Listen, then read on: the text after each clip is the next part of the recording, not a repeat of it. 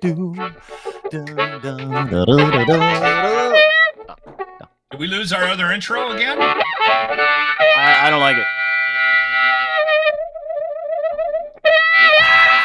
And what I say goes. Hi, everybody. Nice to see you. My name's Dean. I like the new disclaimer. intro? Yeah. I don't know if I do.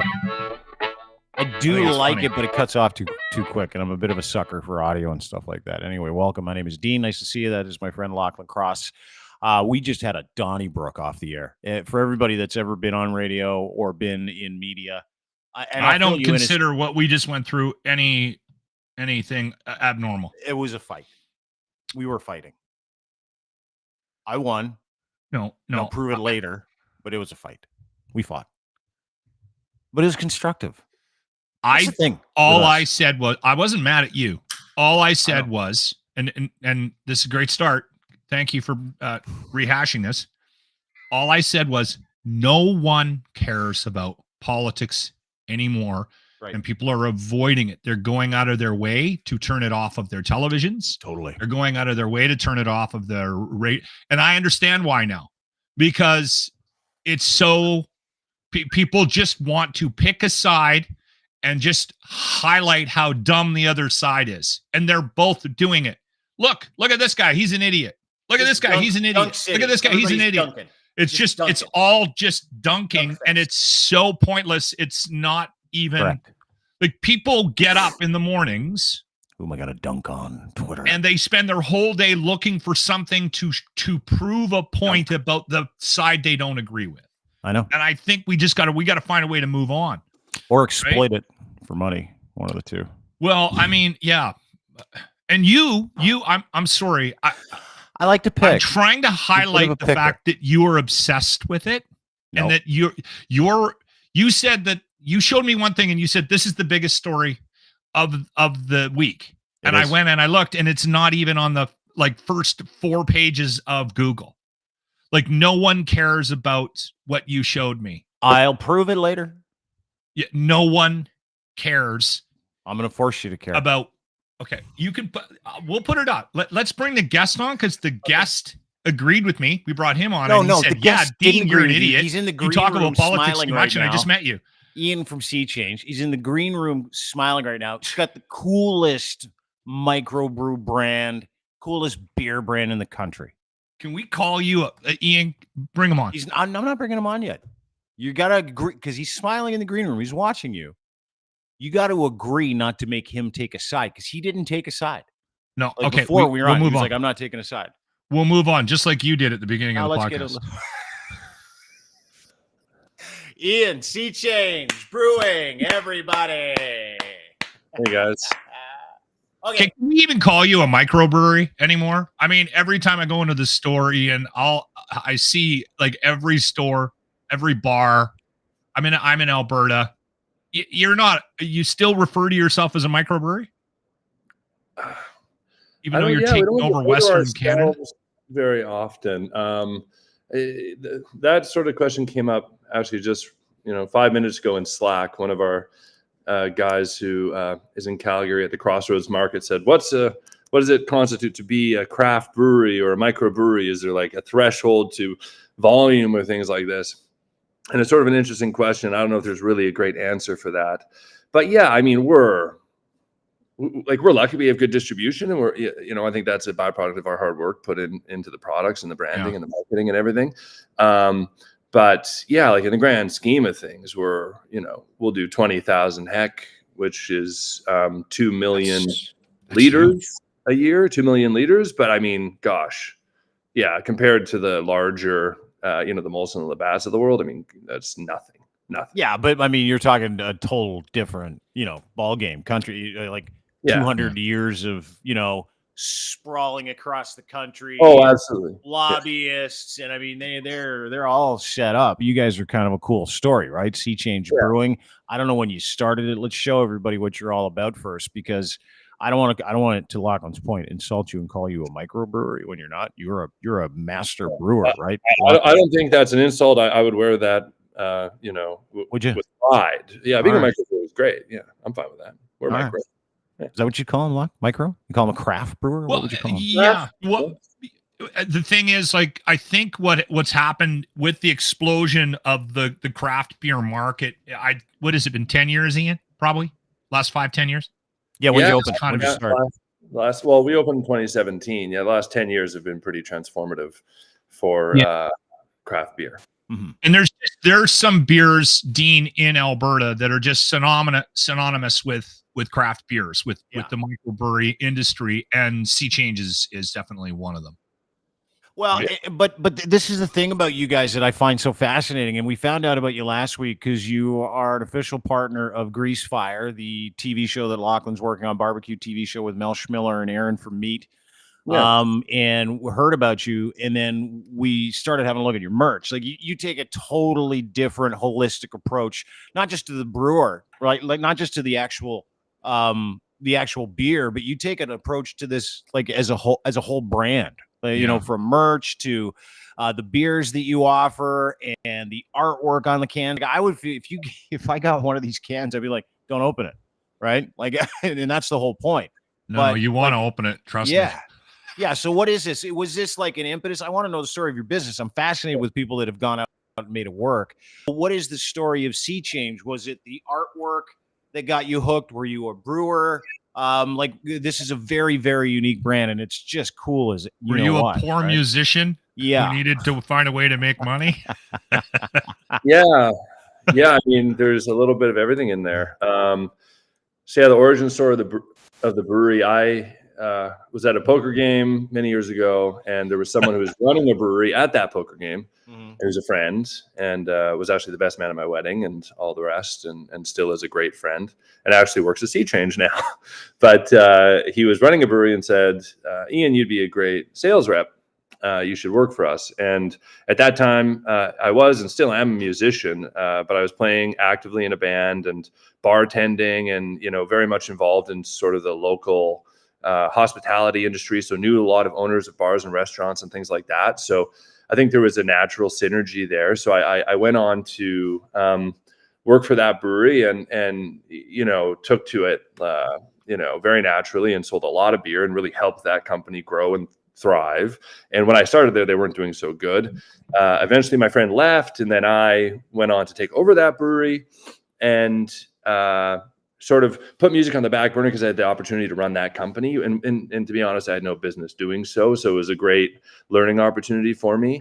And I love the honesty. Hang on just a second. I love the honesty, and I'll tell you why. Because not many guys in your position, you can now, right? You can look back and go, I had no business running that business.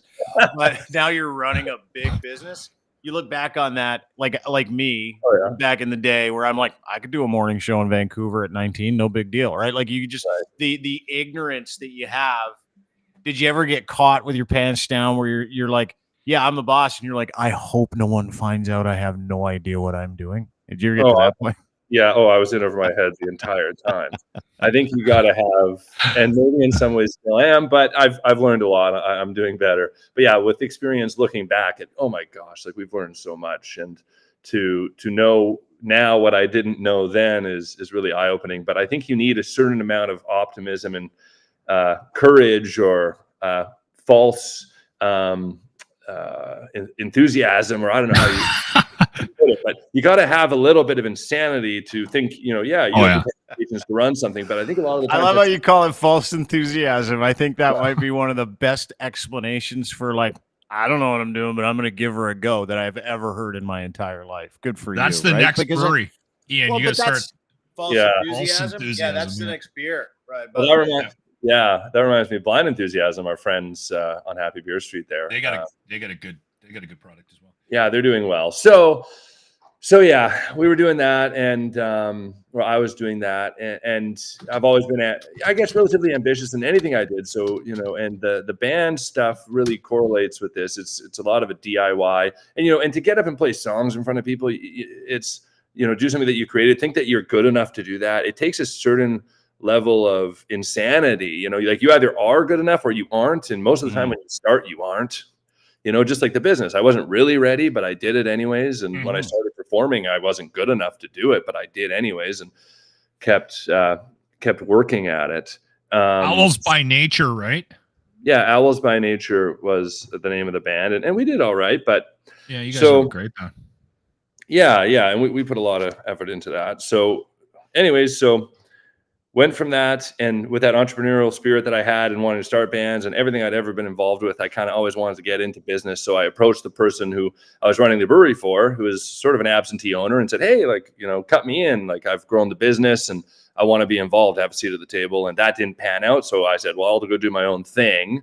And at that point, the owner of the business I was working for said, I guess, called my bluff in a way and said, all right, well, good luck, because he knows what it costs to open a brewery, and probably thought I couldn't do it. And, mostly was right about that, because it's very difficult. We somehow managed.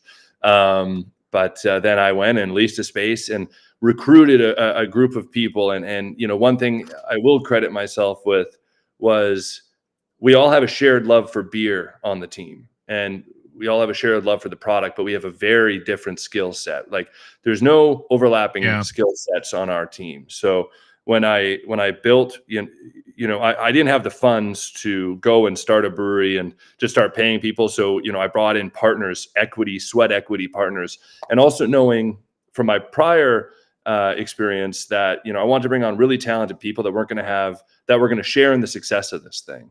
So I was able to bring on a general contractor. Obviously, at the beginning, that was important. A master electrician, a head brewer, a branding and marketing guy, a financing guy, someone else who had a ton of hospitality experience and connections in helping us with sales and all those kinds of things. And I shouldn't just say guy. I could mention all their names, and I appreciate them all greatly. They know that. But that's, I think, when you look at our brand and it looks so fleshed out, that's a part of why, because we've been able to build a team with skill sets that lend to that. And it was purposefully built that way. It wasn't just, we were all friends, but it wasn't just three friends who happened to all like beer that all brewed beer and then decided to do this. I knew when we entered into the market, and it wasn't as competitive as it is now, but I knew it was very competitive, and we needed to come into the market with something compelling, and we had to be good on every level. The branding needed to be next level, in our opinion. The product itself needed to be amazing. The experiential marketing, the client relationships, the taproom experience, the hospitality, everything needed to be as absolutely good as we could make it. And that's how we would succeed. And that has, proven to be true. And it's worked out pretty well. Was there a point, Ian, where you stopped waking up in the middle of the night screaming? And you went, all right, I think we got this. This is working. Yeah. And that was like about a month before COVID hit. I love these stories from guys like you. Yeah, like a month before COVID hit, I was shitting my pants, and then COVID hit. Yeah, it's just, I mean, gosh, take us through that as someone, like, you're panicking month before, right? You're probably still trying to put this together. You started in 2017. It's now 2019, 2020. And you start hearing rumblings of shutdowns and people not being able to go into places to drink your beer. So take us through that. Month before Ian's got a shift too, Dean. Like, he did something very interesting in COVID, and I think it set him apart from the rest of the industry. So I know you're going to get into that once you finish this next segment here. But yeah, very cool story. Yeah, absolutely. Yeah, happy to talk about it. It was terrifying but transformative for our business, and we were able to pivot. We were able to pivot through it and do some interesting things. But it was just an absolute horror show for a while. And so classic. I had my house up against the lease, and it's just everything was. I was all in on this working. Super leveraged. Let me set the table for you.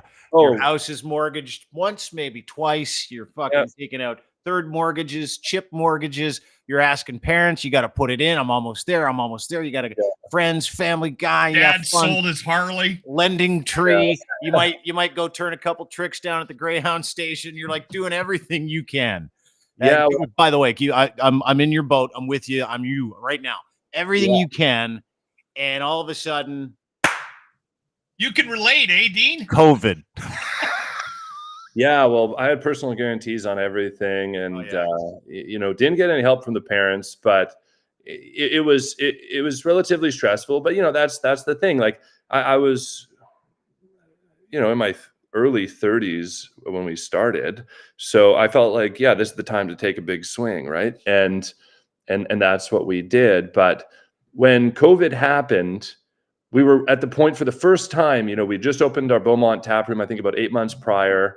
And so we had 2 tap rooms and we had a good, solid hospitality business. So going to licensees, draft accounts, stuff like that.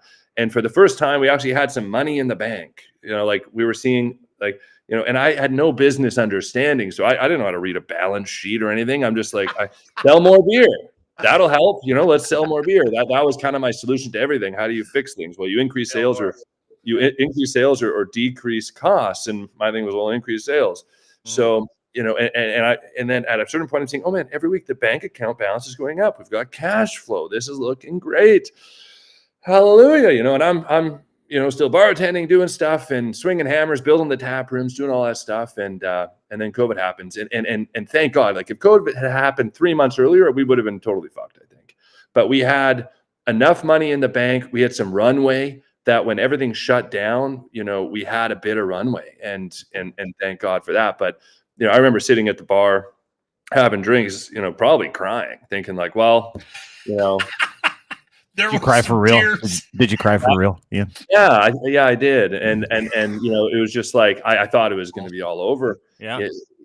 But luckily, so we had a meeting shortly after all this. And once they shut the tap rooms down, because, we had no retail business. We weren't in liquor stores. We were in bars and restaurants and tap rooms. Literally everything we had went to zero. So our revenue went to nothing. And I think we had 30 employees at the time and, called them in and had to lay them all off. That was a tough meeting. And managers and people we know, and, we're a small business and, a lot of our friends and we love these people. So that was difficult. And we had this idea, we were the first in Alberta to do it, but we were like, we want to stay busy. So just the ownership group, we're going to sit in different areas of the city and just deliver beer to people for free, which that was sort of our way of looking at a lot. Like we weren't asking for help. We understood people were scared. This is fucked up. No one knows what's happening. We weren't like, hey, donate to our brewery or do anything like that. We weren't even thinking about money or anything. We're just like, what can we do here to separate ourselves, look at this a little differently, make some lemonade out of all these lemons that were being handed. And so we made a little Instagram post. Hey, delivery, we'll deliver anywhere you want in the city and, for free and let us know. And so we made that post about half hour after I laid everyone off. Yeah. And literally the phone and it went insane. It was nuts. And one of our tap room, well, not one of our tap room manager at OG, Sierra, she said, we have a bad habit of underestimating ourselves of what something is going to be. And she put it really well. And we definitely underestimated what this is going to be.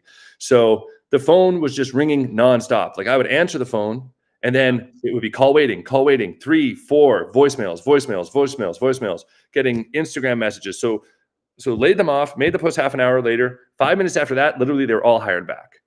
Said, I need everyone back here. This is crazy. And, wow. And that's what we did. And then we created a little command center and had Sierra was on the phone and she looked at me at one point and she's like, the phone won't stop ringing. I don't know what to do. And there was like real fear in her eyes, just totally overwhelmed. If anyone who's listening has been a server, good story.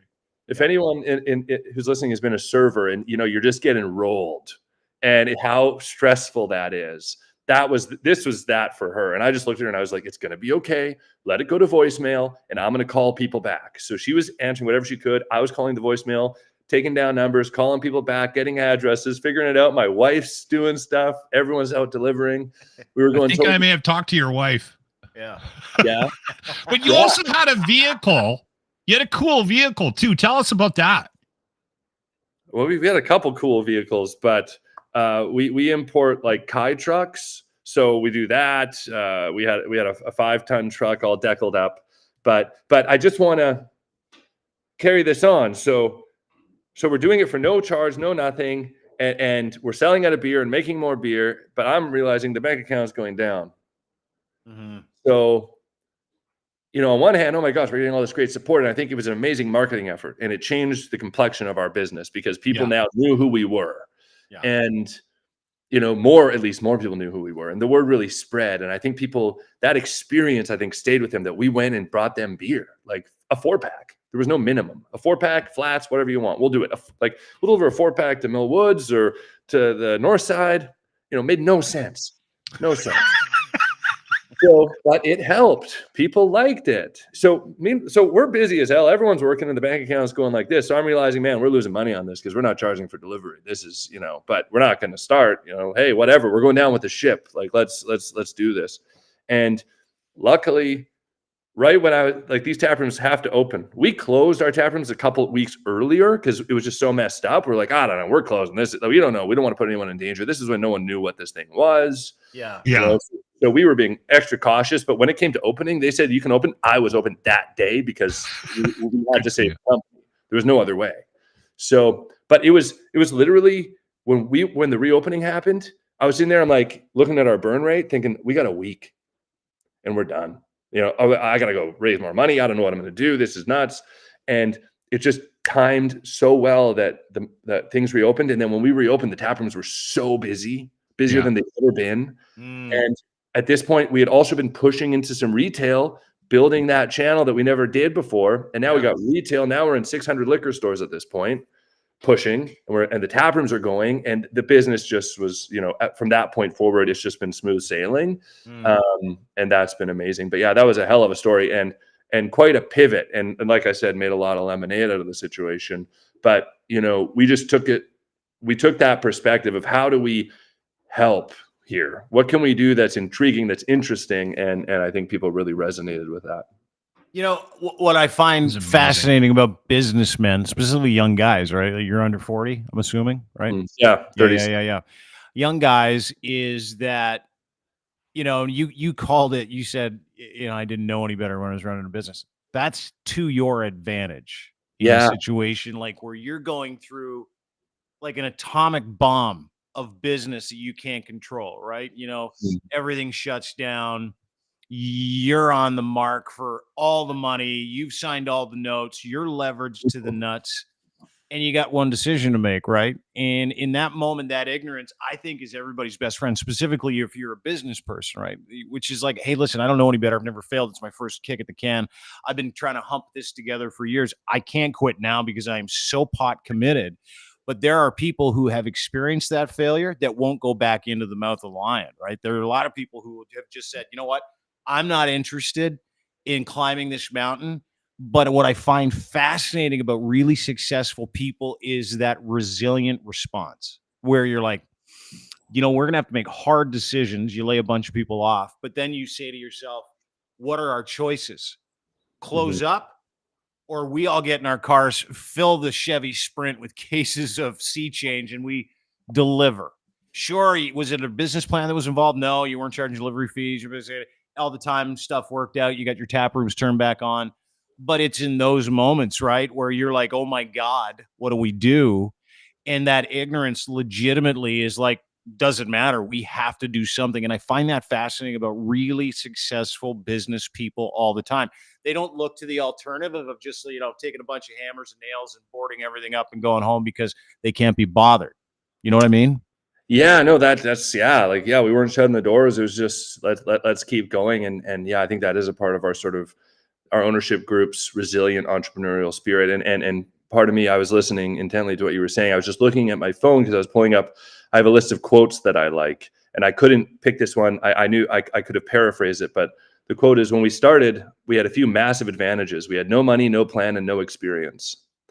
And that one resonates with me because I think a lot of, success or how you frame things is about your perspective, and not having experience a lot of the times can be a real blessing because you don't have a lot of that baggage that comes along with, certain ingrained expectations of things, and no plan because you don't have to stay rigid to that, because what's a plan? It changes, man. You got to be flexible. You got to adjust course.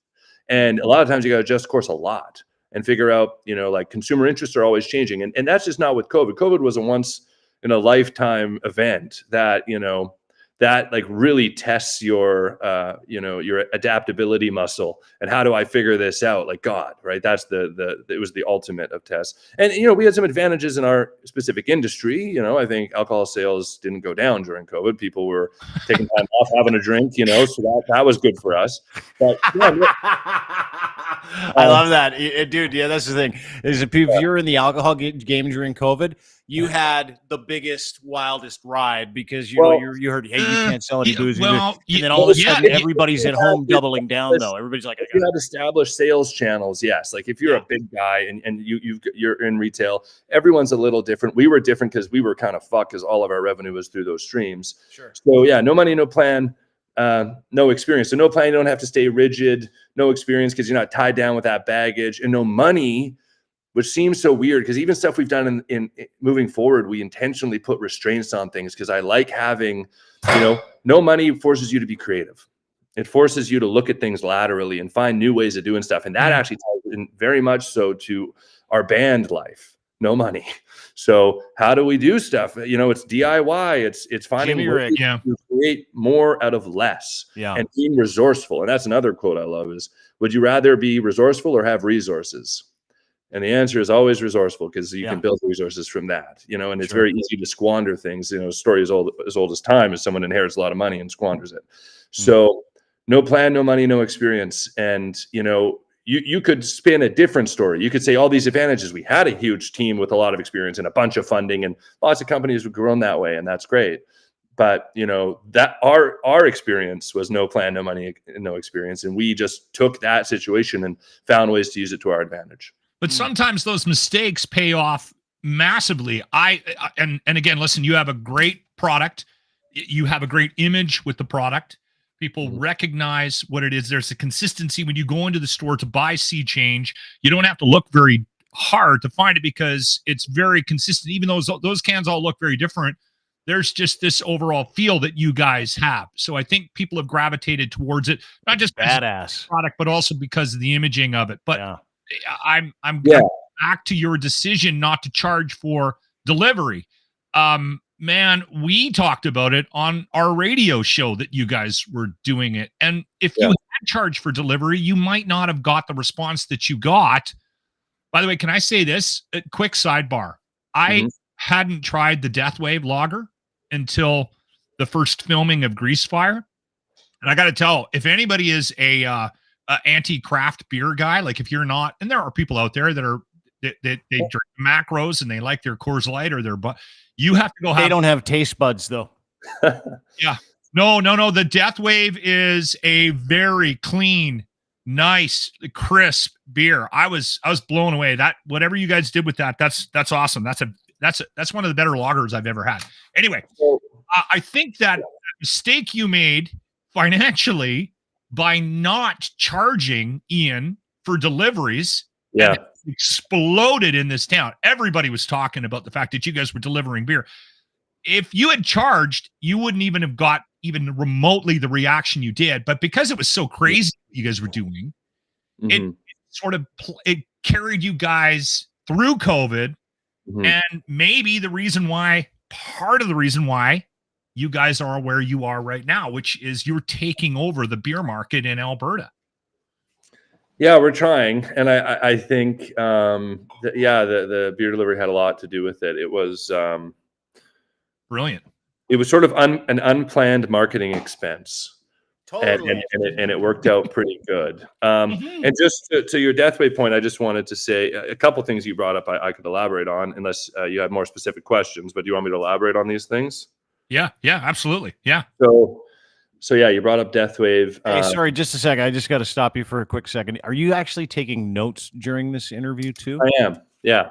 First of all, I don't know if that's allowed with us. You look like way too much of a keener, and you're making me feel bad for not taking any notes. So there's that. That's one thing. And the second thing is, good for you. well, thank you. Yeah, no, I've got into the habit. I do so many meetings. Like before this, I had a sales meeting, and like we have a musical background and a sort of a punk rock ethos, but a part of that is we want to perform at a high level. Yeah. I got a book. I've said this for so many years now. I'm like, I've never met anybody who's uber successful who didn't write shit down ever. So good for you. Well, I can't trust the brain. The brain is no good to me. I need to develop good habits and write things down. So that's a part of my thing. Not cool, I guess, but functional. So Death Wave. So you brought up Death Wave and how it's great, and I completely agree. So just a couple things about that. We've won Best Light Lager in Canada 2 out of the past 3 years at the Canadian Brewing Awards. So it is absolutely, like lagers, the craft lager revolution is totally in full swing. It's been happening for a couple of years and more than that probably. So there are a lot of good craft lagers, and lagers are a little different because there's less in the beer for off flavors or bad things to show up. Like there's less hiding, in a lager. So, the fact that we have a light lager that has nationally been recognized by, so good taste buds there, Lachlan. It is very good. It's nationally recognized. It's one of the best, if not in my opinion, the best light lager. And I'll put that up against Coors Light, everything. So yeah, like if you're into that kind of beer, it's a craft style. It's not looked down upon in our craft world. We're open to everything. We're all about taste and flavor and all the rest. And we're big tent. Really good. Not to bring any political stuff into this, but Lachlan will lose it. Just don't. Yeah, don't want Lachlan to go fucking crazy on us here. No. Oh, sorry. Can I swear? Did I swear there? Yeah, you can only swear 3 times a show. We have a swear jar. I'll make a note. I've sworn 1. I've got 2 more. Yeah, fuck. Seriously. Okay. Oh, there's 2. Right. So, and then Lachlan, you were just mentioning the cans and stuff and how there's a connecting thread, and that's this sort of aspect of the business we don't get a lot of opportunity to talk about, but I take a lot of pride in sort of how intentional we are with things. And this is sort of an aspect of where art and commerce are merging. And I think it started with our tap handles when we were draft focused. We were looking at a lot of tap handles, and what we're trying to do is convey messages to people through what's on the tap handle, on the can, and how do we convey that message? And, we wanted something that, we wanted a connecting thread through all of them. So we wanted a bit of a template, but we want to, not to name the competition, but Budweiser, for example, they produce a ton of products, but a lot of them are banner products where they're producing the thing. It's like, oh, here's Budweiser, here's Bud Light, here's Alexander Keith's, and that's the tap handle. People know what it is. But we're a brewery, and that's what it is. It's Sea Change, and we have all these different products. So we have a more challenging thing there where we, in a tap handle only, we have to convey what the brewery is, what the product is, and what the brand identity is. What's the image? What are we trying to convey there?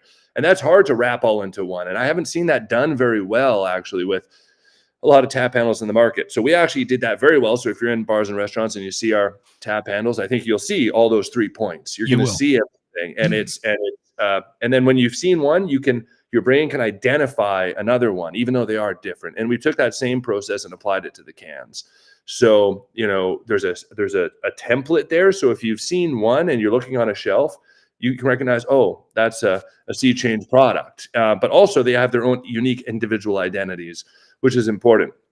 And that's something that I saw in the craft beer world that was a little, it's difficult. Like we, from the beginning, brought in Pete Newen, who's an amazing local branding, like an illustrator, but also a professional branding and marketing guy. And a lot of breweries, from their structure set up so they didn't have that. So they're having to go to third-party places or find out ways to get new designs and stuff that isn't so cohesive. And, they'll put out a can where it's like, it has amazing artwork on it, but you can't quite tell what brewery is this. You can't tell by just looking at the shelf what it is. And so for us, that was really important. And the way the cans look now is a byproduct of all that effort into putting in, like, it has to look badass and have, a lot of artistic integrity, but it also has to have a connecting thread where people know that they're tied together, and this is all from the same brand.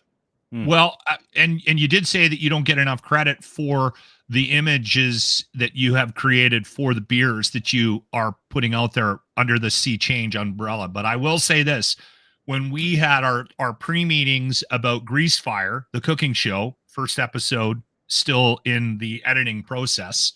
As soon as it's ready, I'll let everybody know when you can go watch that. But when we were sitting down discussing, potential partners and who to reach out to, Sea Change came up because we're all fans of your beer. But then I remember quite quickly, we were like, we got to see if we can talk Ian into doing a logo. So it was right. There was an immediate thought and an immediate purpose behind reaching out to you outside of free beer. But that partnership included the gifts that you guys have at the brand that you've created from an image perspective. So we saw it, we recognized it. Yeah, I really appreciate that. And, we get a lot of requests for things. We're super busy. It's insane. But no, I like, that's where your head's at. And if there's a way we can collaborate, absolutely we will. And, I've thought opening up a marketing agency would be fun, because I think, but very lateral stuff, very off the wall. Like a lot of our marketing, it's almost could be considered anti-marketing. And we have a lot of fun with it. And from the images to our social media presence to some of the stunts we pull. And yeah, it's super irreverent brand. All the brands underneath the Sea Change brand, it's very comforting, very homey, very cool, very artistic, but it's very, very badass, to your point. Like it's, I would wear very cool Sea Change merch all the time. It's a really cool brand. It's a cool shirt. And you're very like, that's how I know someone's got a home run, is like, hey man, whatever's on the can, whatever's on the product, if I put that on a shirt and I would rock that every day, that's a pretty cool brand. And not a lot of people focus on those things, Ian, which is cool. I think that's a great point. And it's like our merch in terms of line items of sales, it's up there. And that's really cool to see. And I think it does speak to the fact that we're doing something right. And an example, I was in the band and we toured in Europe and quite a few times. And every time I was over there, I'd always see the skull and crossbones shirt, St. Pauli. And I never knew. It's a soccer team. I had no idea. I don't know anything about soccer. I'm like, what? Do you know the story of that soccer team, by the way, St. Pauli? No, happy to hear it though. Yeah. They're owned by a woman who owns a brothel. Really? Yeah. It's a German soccer team, second division. I know the logo. Team. Yeah, it's one of the coolest soccer logos of all time. Skull and crossbones at St. Pauli. I had a whole bunch of stuff because we went to Germany, and I was fascinated with the St. Pauli story. So I went to the actual grounds and bought a shirt. And I talked to the lady who actually owned the team, or one of the people that says she owned the team. And literally a brothel owner, and they pay their German athletes in all kinds of ways. Oh, all right. But it's one of the coolest sports logos on the planet, and it's super simple, which is why I love it. Well, and I thought, and I saw that in Germany, in Switzerland, and I saw the shirts all over, and I thought, wow, that's an interesting example of the merch being bigger than the team. Yeah. Well, or just transcending the product. Yeah. It's like, there's lots of examples of that, where people will wear something and they're not a fan of the team or this or that, and but the merch and the branding has transcended the actual thing, and I think that's something we've managed to do here as well. And it's really cool. But it also, we sort of, how sales puts pressure on production and production puts pressure on sales, depending on how things are going. Mm-hmm. Branding puts pressure on recipe development. We want the product, we're a product first company. Now product means the beverage itself, and then also the can and all of it. But, we're trying, it inspires the brewing team so that, when you have a really badass looking can, that when you take a sip from that, it has to be as equally good. We don't want to, and vice versa. When we create sometimes we'll create a brand and then fit the product to the brand, and sometimes we'll create a product and then fit the brand to the product. And they are both inspiring to all the creative aspects of our company.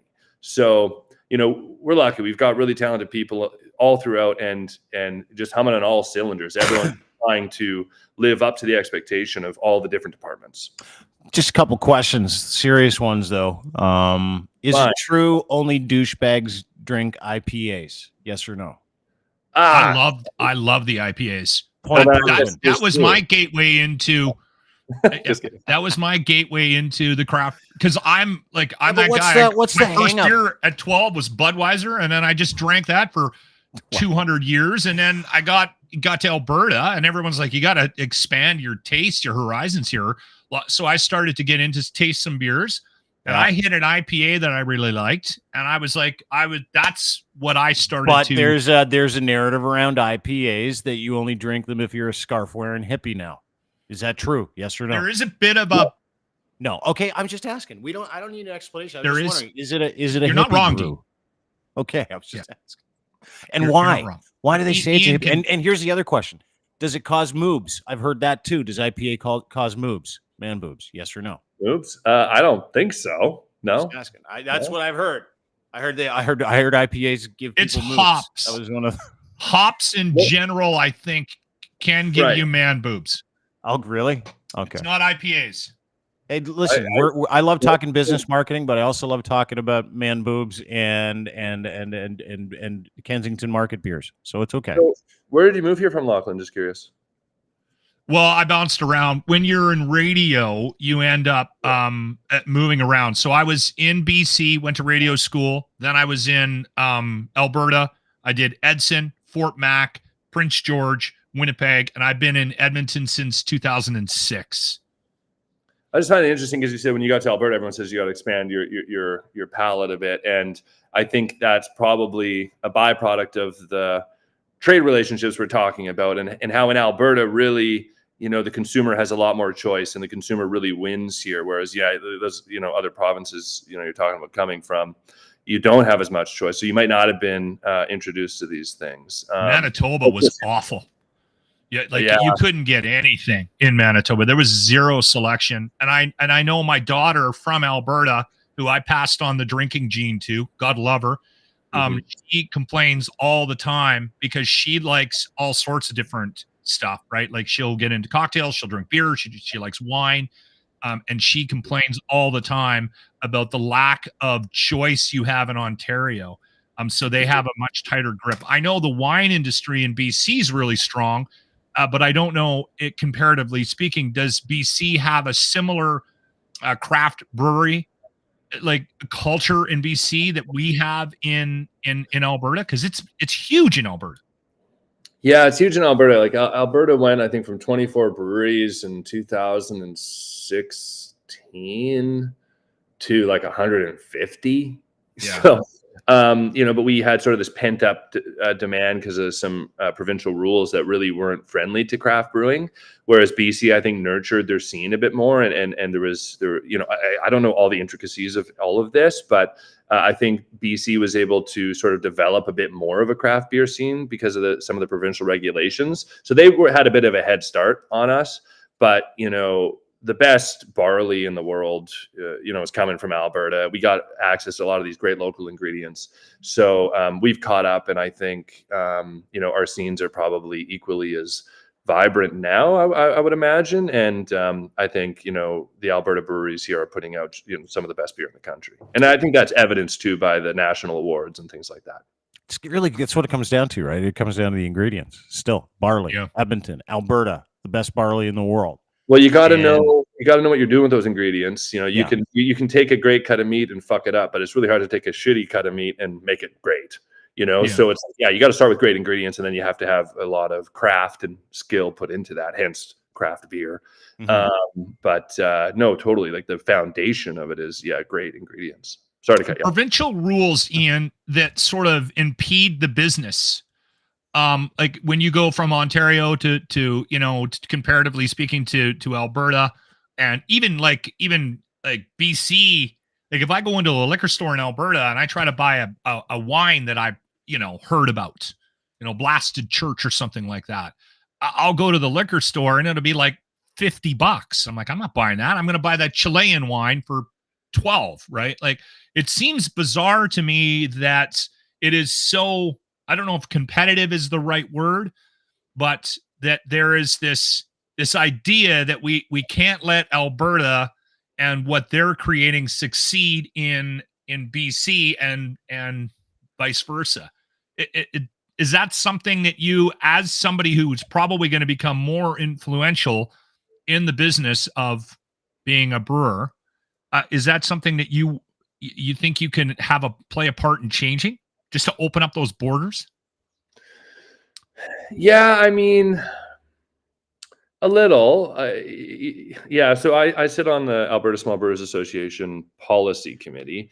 So, these are things that we do focus on is how do we work with government, at the provincial level and federal and everything, to make the market for Alberta brewers a bit more accessible and better, and how do we help Alberta brewers?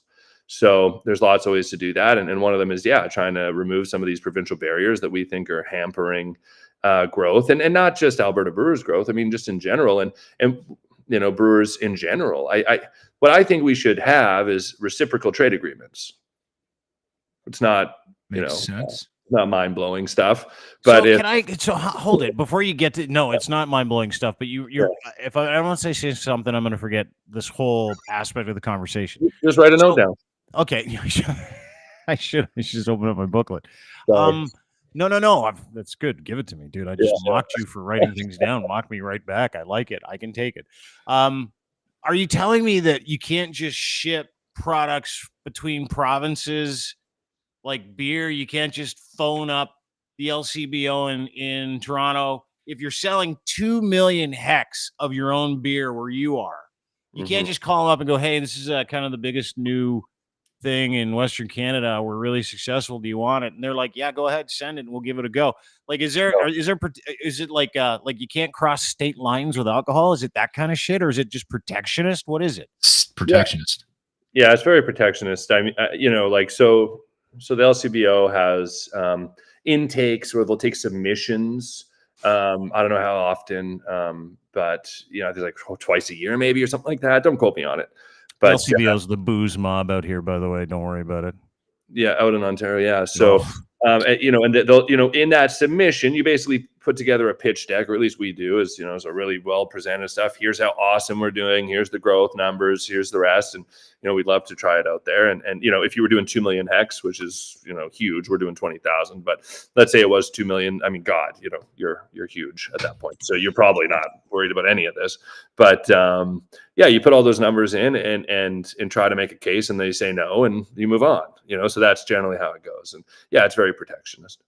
It's stupid. I had no idea that was the case. I thought you could just go call someone up if you're making beer in like Saskatchewan, and then you could call somebody up in BC and go, hey, I got this beer. You want to try it? And they're like, sure, send us a couple cases, see how it goes.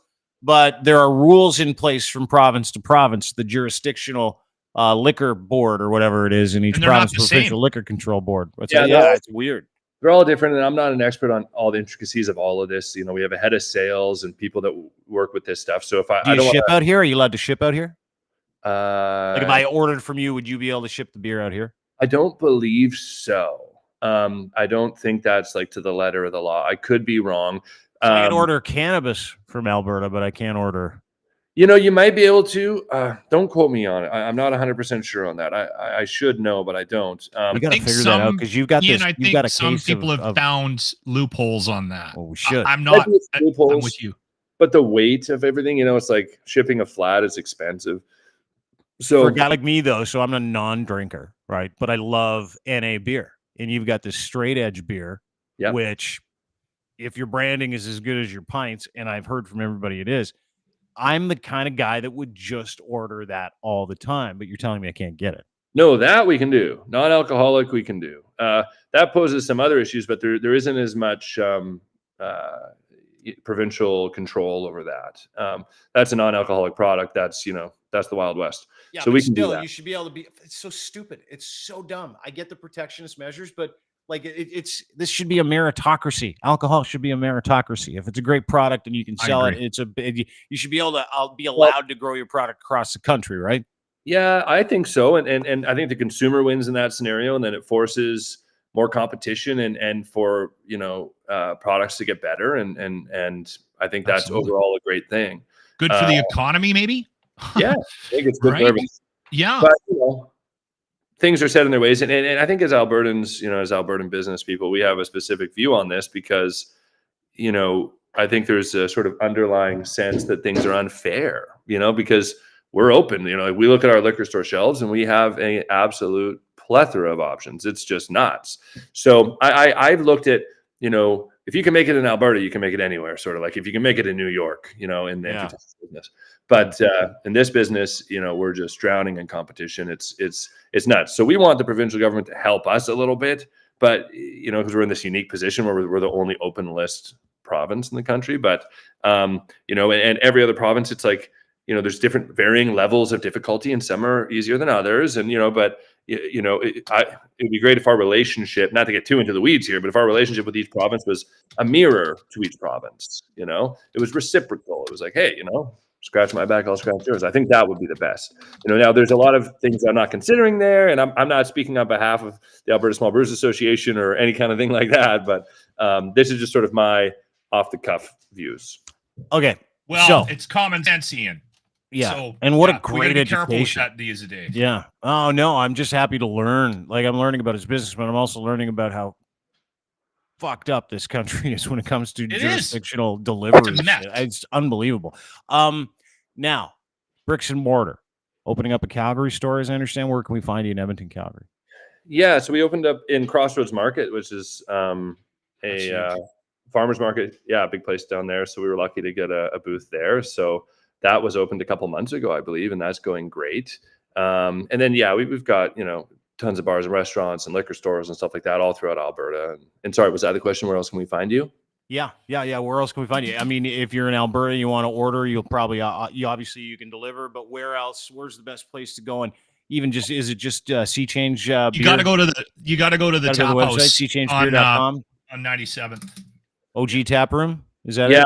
Yeah, we've got our OG Tap Room, which is great. It's an awesome place to experience the product. And then our Beaumont Tap Room is amazing. And then we're actually opening Shitty's. So Shitty's Distilling is our distilling brand, and we should be opening a tap room for that, which is going to be on 99th Street and 72nd Ave.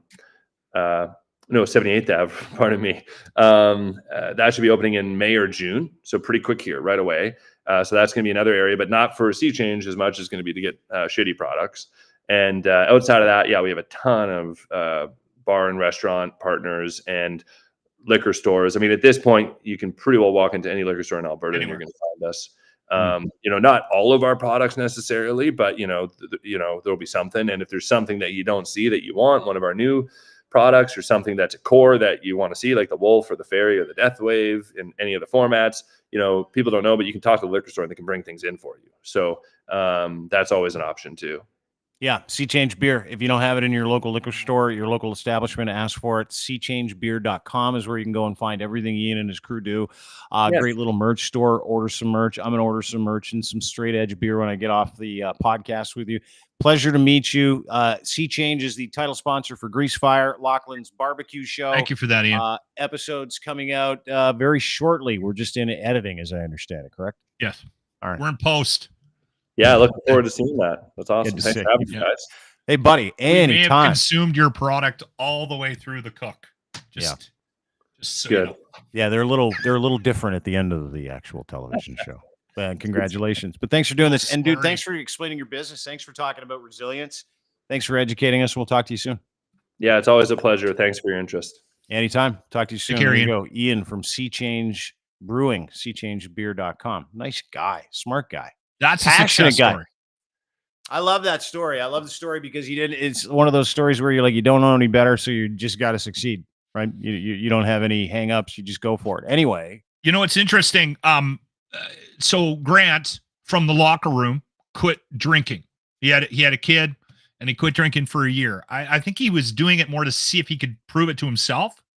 I don't think he sat down and said, I got a problem. I need, like, none of that. I think he just said, I think I'm going to try this. I'm a father now. Maybe I'll see if I can not drink. And so he drank straight edge, and he commented multiple times over the course of the year that, because he was trying different ones, and there were new ones coming out. Like there was a Heineken one there. They had a Guinness, like a 0.0. Yeah. And he tried that one. He's like, it's not too bad, but he raved about straight edge. And I know a couple of people that for whatever reason, they hit their heads and decided that they weren't going to drink anymore. And they also commented that straight edge was something that you had to try if you were, trying the non-alcoholic route. And again, I just don't. I like the taste of a good beer. Yeah. I just don't, and I don't like being drunk or affected. That's just how I am, right? So yeah, that's why I'm not straight edge. I will have a cocktail from time to time, but as a Saturday afternoon, Sunday afternoon, yeah, dude, it's perfect. And they make, like back in the day when they make non-alcoholic beer, and my dad was trying to kick it. Absolutely pointless. Well, that's okay because I would you're never weird. in a million years drink No a one's asking you non-alcoholic to. beer. Well, that's because if somebody slipped one to me, I'd get angry. Yeah, I don't doubt it. Time for the locker room retro. No, today we're not doing a retro replay. What are we doing? Okay, well, I told you, I said that I was going to film that my first wrestling promo. Yeah. You're going to enjoy this. Okay, so this isn't a locker room retro replay of the day. You didn't mention that. It's still about the golf tournament. All right, go ahead. Okay, all right, here we go. All right, I'm Lachlan Cross. I will be hosting the Ardent Roof Systems Charity Golf Tournament Friday, July 5th, the Ranch Golf and Country Club. And it helps out a very worthy cause, the Stollery Child Life Program. Hit the webpage, ardentroofsystems.com, to sign yourself or a team up and get in on a very good tournament, probably the best one of the summer. Not probably, the best one of the summer. Speaking of hits, Locke, I hear the biggest rumor of them all, Monster Pro Wrestling is invading, and we're going to be running the dunk tank. We're going to be raising a ton of money for the kids. That's our gimmick. But Locke, I heard a little rumor, some cheating and stuff going on. Well, so, I might have to bring a couple of my guys, and if some cheating happens, somebody might have to grab you and put you in a headlock, Locke. And they might have to give you a little noogie on that bald head of yours, Locke. Oh, the glasses, Locke. Oh, the nose, Locke. The nose, the beard, Locke. Someone touch you. That's perfect. That was fun. I cannot believe you let that guy touch you. I can't believe you let him touch you, number one. And why were you going like this? Like, explain this look to me. Why are we doing that? I am not. I don't get the wrestling stuff. One of my biggest nightmares. Why don't you go do that? I can't believe you let him touch you, dude. Because like anytime I've been with you and I've shaken your hand, you're one of those guys who puts his hand up. He's like, "Yeah, I'll shake your hand, but don't touch me." And that guy fucking gave you a noogie. He hugged you. I cannot believe you let that man. That's what you do. The wrestling. You do the promos, so and so massive. Monster Pro Wrestling is a Crier Media client now. And they got a show tonight, the Alberta Avenue Community Center, $25 at the door. Go see them. I'm trying to support them. So I went and I look so awkward. I'm such a bad actor. Oh, awful actor. Oh, yeah. One of my worst nightmares. The Trailer Park Boys. There was a chance we were gonna interview the Trailer Park Boys. Great guys, and by the way. It was when I was back at the Bear. And the morning show, something was going on with the morning show, and they weren't going to be able to do it. So they came to me and they said, the guys want a Bubbles, and I don't know. I never watched the show. People will hate hearing that, but I never got into it. I'll give you listen, not watching the Trailer Park Boys at this stage. If you haven't seen it and you're like, I haven't watched it, and you're doing yourself a massive disservice. It is one of the best television shows of all time. Here's why I didn't watch it. I grew up with those people. Oh, you had PTSD. I don't need to watch a show about living in Yak. I lived there for 5 years. You lived in a trailer for a long time. Right? I got out. I escaped. When people ask me, you're the only guy I've ever met who's like, I couldn't watch Trailer Park Boys because I grew up in one. No, I grew up poor. I grew up with those people. All right. That were in and out of jail, that didn't have jobs. That, so your story stole each other's cars. I all that. I know the show. I could have written it. It was me. From 12 to 18. Okay. Did you grow up? That was my life. Did you grow up like that? I grew up around those people. People ask me about what's your greatest day of your life. And I've been married. I have 2 beautiful kids. And I will tell you, the day I drove away in my Toyota Tercel. Yeah. And I waved to my mom down the long gravel driveway, and I left Yak, BC. And I never Did your house have a hitch back. on it? Did your house have a hitch on it? I had a home, and I swear to God, Yeah. Peter, my stepfather, built this little shack on some land that he bought because he was working in the patch in Alberta. So he bought some land in the south end of BC, the Kootenays. So he put a little shack on it, but the shack wasn't big enough for the family once he met my mom, and it came with an instant couple of kids. So they met when I was like 10 or 11. We moved to Yak when I was 12. It was 1982. And so what did he do? He took a van that he had because he's a hippie, and he cut a hole in the wall of the house, a one-bedroom home, a one-room home, cut a hole in the side of the house, drove the van into it, and then stuffed blankets around because we couldn't get close enough.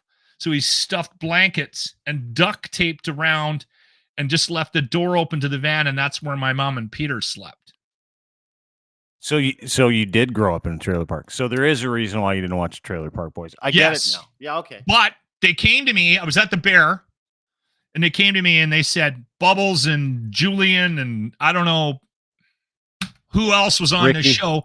They're coming. They're doing some. This was after the show was off TV, and they were doing a casino thing or something. They had a variety show. They want to do an interview, and I'm like, no, I can't do that. I can't be in the same room with people pretending to be somebody else. I like, it's my worst fucking nightmare in this. And so wrestling makes none. You'd be so terrible I'm at trying Disney to World. support this monster pro wrestling organization. People love it. It's just a bunch of people. They love it. Up, go have around, fun. I'm going to go have a couple of drinks tonight. Attaboy. Oh, is it tonight? You're doing it? Monster Pro Wrestling, $25 at the door. Where is it again? Alberta Avenue Community Center. There you go. Alberta Avenue Community Center. It's funny to you, but I don't even know where that is. Just it's an Edmonton thing. It. It's at a community center. Okay, I'll Google it. Next Friday, they're having a meat draw. And there'll probably be a spring craft sale on Sunday for too. Them a bake sale, maybe they'll do magazine sales door to door. Yeah. At the community center. It's great. Yeah. I love it. All right. Before we go, I just wanted to mention: did you know Alex Jones just endorsed Pierre Polyev? This is what we were fighting about at the beginning of the show, and it wasn't We'll really talk about it on Monday. We'll talk about it on Monday. We can talk about it in a fun way. Don't get angry. No, listen. Here we go. Listen, Dean. You know I love you, and over the last, we've been doing this for 3 years now. Okay, and now that I got shit canned, I'm very gracious that you've allowed me a place to land, and we're doing this daily. And this show is getting better. The more and more we do. But I'm trying to get you out of your silo. You're in a bit of I'm not in one. Dean, you are. You're in a silo where you think that everyone cares about this, and the whole country. You don't think anybody cares about Alex Jones endorsing Pierre Polyev for Prime Minister of Canada? Hates this bullshit. They fucking hate it. Monday. Everyone hates it. I don't know, dude. I put that tweet out yesterday. It has like 1 million views. Twitter is not the real world. I'm going to go to wrestling tonight, and there's going to be 300-400 people at the Alberta Avenue Community Center. That is true. Yeah, they're not going to care about you. I bet you less than 10% of them are even on fucking Twitter. Not even my target audience. They might not even know who PP is. Oh, guaranteed they do. Not our target audience. Guaranteed they don't. I would be willing to bet. I'm going to do a little survey tonight. I'm going to go around and ask the participants of Monster Pro Wrestling tonight, from an audience perspective, how many of them know who PP is. Okay. I bet you it's 25%. Yeah, do that and bring me the audio back. We'll find out. Next week, can I tee up our guests for next week? Big week. Yeah, because you and I need to figure out where we're putting them all, too. That's the other thing. David Moskrop, one of my favorite people on the planet. Maybe my favorite journalist, David Moskrop. Dr. David Moskrop. I'm always a little bit leery about getting David on because he's so smart, and he makes me look so dumb. Well, he does that to people unnaturally. You just got to hang in there. Frank Graves, president of Ecos Research, has some new research on political polling, so you're going to have to hang in there for that one next week. What's his name? Kevin what? Frank Graves. Close. Oh, Frank? Yep. Graves. Yeah, Frank Graves, close. Not done there. Charlie Angus. I am breaking my rule of talking to politicians to speak to the recently retired NDP MP from Timmins, Ontario, Charlie Angus. That great guy. Not done there. Creek Pete, viral sensation, laughs through all of his news stories. He's going to join us next week as well. How do you spell Creek? C-R-E-E-K. So his first name's Creek? Last name's Creek. First name's Pete. Got a little creative with his Twitter name. Creek Pete 2 on Twitter. Okay. All right. Great dude. I was going to say, if his first name's Creek, then he has fucking a connection to Southern BC and a hippie family as well. Well, he might actually reignite your love for politics. You might enjoy it because he laughs through all this stuff like everybody else should, like we all should be doing. So we're going to have a little chat with him next week. It's going to be a lot of fun. Big week next week. Come and join us. I want you to think about what I said here today. I don't even remember. You're in a silo, and that what you are experiencing and what you think is important and everyone's talking about. You don't know me. You don't know what I do all day. We meet here for an hour. I'm out all the time. I went out twice yesterday.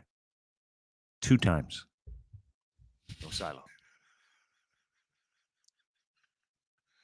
My wife actually said to me this week, because I've been spending a lot of time at home and you and I are talking a lot. And I think it was after another hour-long conversation where I said, I'm going to go like 4 times. She was giggling every time I said, I'm going to go. And then we just kept going. And it's not you or me. It's both of us. We're both the problem. I got off the phone and she went, you know what? Tomorrow, you should go out. You should leave the house. Dude, you knew it was coming anytime, right? Like you knew it. And you probably want to tell her the same thing too. Anyway, I got to go. I got a meeting. Lachlan Cross. Great to see you. Lachlan Cross on Twitter. See you on Monday. Brother. All right, buddy. I'll talk to you soon. That's it for us. Have a great day, everybody. Don't forget, everything we do can be found at Cryer Media. Have a wonderful day, friends. We'll see you Monday. Bye-bye.